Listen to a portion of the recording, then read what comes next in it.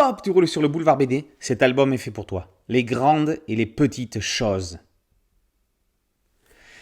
1995. Nina est étudiante à l'université Panthéon-Assas.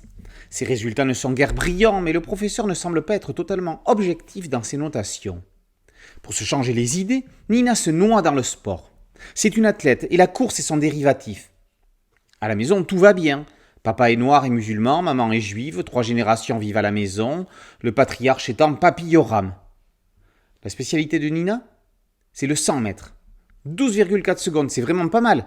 Elle a du potentiel, son entraîneur lui propose de s'entraîner pour les championnats de France.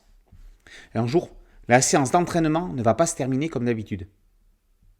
Sortant des vestiaires, Nina subit une agression sexuelle. Elle fera comme si de rien n'était. Elle n'en parlera pas. Jusqu'à ce que le médecin du club ne décèle le problème. Je cours puisqu'il le faut pour faire battre mon cœur, sentir mon pouls sur mes tempes, mon souffle, mes pieds qui apprivoisent le sol. J'irai jusqu'au bout, dans mon histoire. Le sport pour se dépasser, le sport pour se faire une place. Le sport comme une résilience.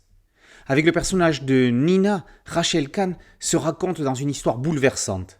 La jeune fille multiculturelle rêve non pas de reconnaissance, mais d'égalité.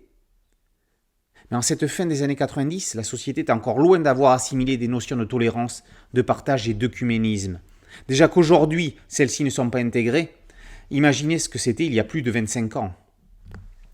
Les grandes et les petites choses de Nina, tournent autour de ce chronomètre qui mesure ses performances au 100 mètres, qui mesure ce temps qui s'est arrêté le jour de son agression, qui mesure l'histoire du monde qui avance et la société qui évolue, ou plutôt qui n'évolue pas comme il faudrait pour que, quelle que soit leur race, leur religion, leur couleur de peau, les hommes soient libres et égaux les uns avec les autres, et non pas les uns contre les autres.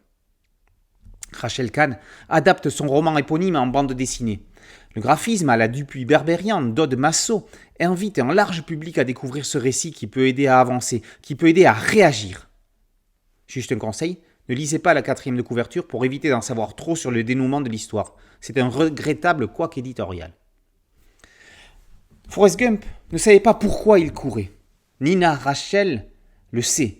Les grandes et les petites choses et l'histoire d'une jeune fille qui voit sa vie bouleversée alors qu'elle est une jeune adulte en pleine construction. Elle choisira le dépassement de soi pour tenter de s'en sortir.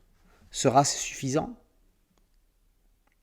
Les grandes et les petites choses, par Rachel Kahn et Aude Massot, est paru aux éditions Nathan.